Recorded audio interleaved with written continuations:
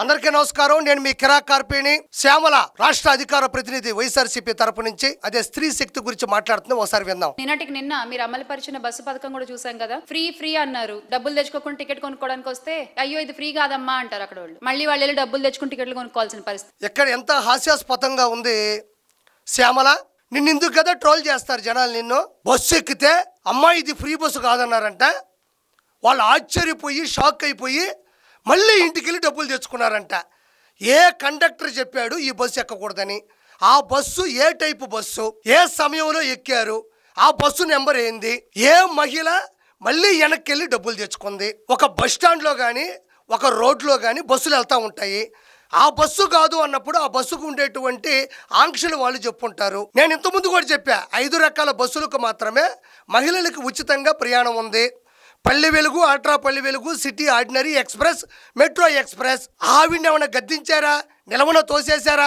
ఏమైనా పొరపాటున ఎక్కుండొచ్చు, లేకపోతే ఆవిడికి ఈ ఆంక్షల గురించి 5 రకాల బస్సుల గురించి పరిజ్ఞానం తెలియకపోవచ్చు. అంత మాత్రాన అసలు బస్సులే లేవు, ఉచితంగా బస్సులే ఇవ్వలేదని చెప్తారా ఎవరైనా? ఆవిడ ఎంత దూరం వెళ్ళి మళ్ళీ డబ్బులు తెచ్చుకుందమ్మా? ఎవరు ఆ మహిళ? ఎన్ని గంటలకు బస్సు ఎక్కింది, ఎక్కడ బస్సు ఎక్కింది, ఏ కండక్టర్తో మాట్లాడింది, ఏ ఊరికి వెళ్ళింది, ఎంత డబ్బులు తెచ్చుకుంది? అంటే ఒక బస్సు దగ్గరకు వచ్చిన ఒక మహిళ బస్సుకి డబ్బులు తెచ్చుకోకపోవచ్చు. 50 రూపాయలు, 70 రూపాయలు, 100 రూపాయలు, ఓకే, ఆలోచిస్తా, కరెక్టే. బస్సు దిగిన తర్వాత బస్సు ఎక్కక ముందు ఉండే ఖర్చులు ఉంటాయి కదా. ఏ టీకో, కాఫీకో, వాటర్ బాటిల్కో, శనిక్కాయలకో, లేకపోతే ఇంటికి సామాన్లు తీసుకెళ్ళడానికో డబ్బులు ఉంటాయి కదా. దిగిన తర్వాత ఇంటి దాకా బస్సు రాదు కదా. ఏ ఆటోకో డబ్బులు ఎత్తిపెట్టుకో ఉంటుంది కదా. అంటే అస్సలు డబ్బులు లేవు. ఉచిత బస్సు అంటే ఉచిత కూరగాయలు ఇస్తారు, ఉచితంగా ఆటోలు ఎక్కిస్తారు, ఉచితంగా టీ ఇస్తారు అని ఎక్కడ రాసి పెట్టుందా? ఏదైనా మాట్లాడడానికి ఆధారాలు ఉండాలి, నిరూపణలు ఉండాలి. ఎవరు ఆ మహిళ? ఎవరి ఇంటికి వెళ్ళి డబ్బులు తెచ్చుకున్నారు? ఏ ఇంటికి వెళ్ళింది? ఏ ఊరు ఆ ఇల్లు? చెప్పగలవా నువ్వు? ఏదో పేపర్ ఇస్తేనో పేమెంట్ వేస్తేనో మనం మాట్లాడాలంటే ఎవరో ఒకరు మన గురించి కూడా మాట్లాడుతుంటారు కదా. 5 రకాల బస్సులు ఆంధ్రప్రదేశ్ మొత్తం మీద 175 కాన్స్టిట్యున్సీలో ప్రతి డిపో నుంచి కూడా బయలుదేరుతున్నాయి. రాష్ట్ర వ్యాప్తంగా అన్ని చోట్ల కూడా ఉచితంగా ప్రయాణించవచ్చు. ఆధార్ కార్డు కావచ్చు, రేషన్ కార్డు కావచ్చు, ప్రభుత్వం గుర్తింపు పొందినటువంటి ఏ కార్డు చూపించినా టికెట్ కొట్టి చేతికిస్తారు. ప్రశాంతంగా పద్ధతిగా వెళ్ళొచ్చని చెప్పేశారు. ఎలాంటి ఆంక్షలు ఉన్నాయో కూడా చెప్పారు. ఇక్కడి నుంచి ఒక చోటకి వెళ్తే అక్కడ దిగి మళ్ళీ ఇంకొక చోటకి వెళ్ళొచ్చు, రాష్ట్ర వ్యాప్తంగా తిరగొచ్చని కూడా చెబితే ఎవరో మహిళ అంట. ఎక్కడ ఆధారాలు, ఎక్కడ నిరూపణలు? నోటుకొచ్చింది కుయ్యడమేనా? నాకు నువ్వు మాట్లాడుతుంటే ఒకసారి విందాం, మళ్ళీ ఇది కూడా చూద్దాం.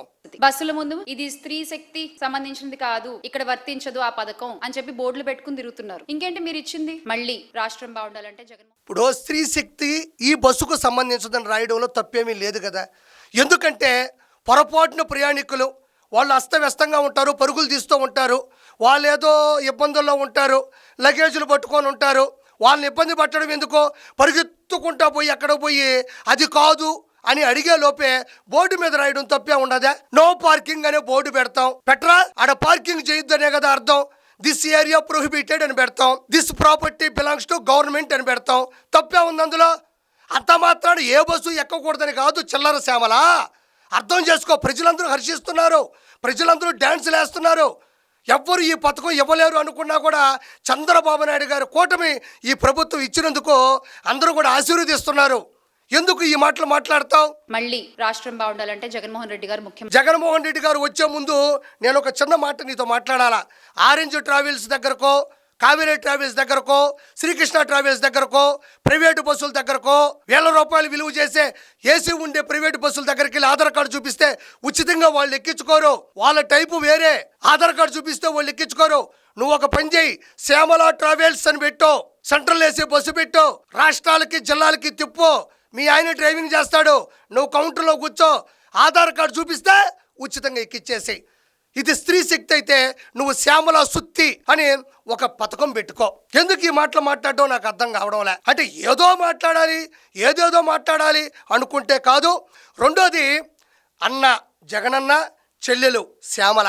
అసలు రాజకీయ అనుభవం లేని నువ్వు ఉన్న పలంగా వైఎస్ఆర్సీపీలోకి వచ్చి రాష్ట్ర అధికార ప్రతినిధి ఎలా అయ్యావు అనేది నాకు అర్థం కావట్లే, ప్రజలకు అర్థం కావట్లే. కానీ నేను దీర్ఘంగా ఆలోచించి డెప్త్గా వెళ్తే అప్పుడు అర్థమైంది. ఏంటంటే అన్న కూడా మద్యాన్ని కల్తీ చేసి లక్షల మంది జీవితాలతో ఆడుకున్నాడు, వాళ్ళని ప్రాణాలు తీశాడు. అంటే అన్నకి శవాలంటే ఇష్టం, మద్యాన్ని కల్తీ చేసి లక్షల మంది ప్రాణాలు తీశాడు. ఓకే, ఇది అన్న క్యారెక్టర్. ఇటు చూస్తే నువ్వేమో బెట్టింగ్ యాప్లు ప్రమోట్ చేసి కొన్ని వందల మందికి ఆశ చూపించి వాళ్ళు చచ్చిపోయేలా చేసావు అమాయకుల్ని. అంటే నువ్వు కూడా నీ స్వార్థం కోసం శవాలను లేపే అమాయకుల్ని. మీ అన్నేమో కల్తీ లిక్కర్తో కల్తీ మద్యంతో లక్షల మందిని శవాలుగా తేల్చాడు. ఇద్దరికి కామన్ పాయింట్ ఒకటి ఉంది, మోసం చేయడం, అమాయక ప్రజల్ని చంపేయడం. అక్కడ కనెక్ట్ అయ్యావు నువ్వు అన్నకే. అప్పుడు నీకు ఫోన్ వచ్చి ఉంటుంది, శ్యామలను పిలిపించండి, చక్కగా మోసం చేస్తుంది, అమాయక ప్రజల్ని చంపేస్తుంది. ఆవిడ మన పార్టీలో ఉంటే మనం అనుకున్నటువంటి ఏదైతే ట్రేడ్ మార్క్ లైసెన్స్ ఉందో, ఏదైతే ఆంక్షలు ఉన్నాయో, మన పార్టీ యొక్క చట్టం ఏదైతే ఉందో ఆవిడే నిలబెడుతుంది.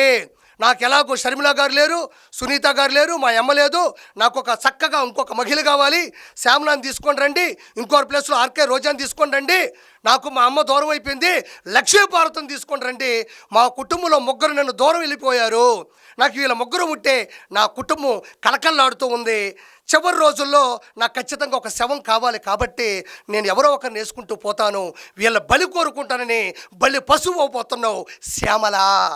ఇక్కడ లాస్ట్లో ఏదో మాట్లాడినావు, ఇది కూడా ఒకసారి చూద్దాం శ్యామల. ఏమనుకోబాక, నీకు నాకేం గొడవలు లేవు, కాకపోతే ఏంటంటే ఇలాంటి చిల్లర మాటలు మాట్లాడుతూ ఉంటే నాకు కోపం వస్తుంది, అంతే, ఇంకేమి లేదు.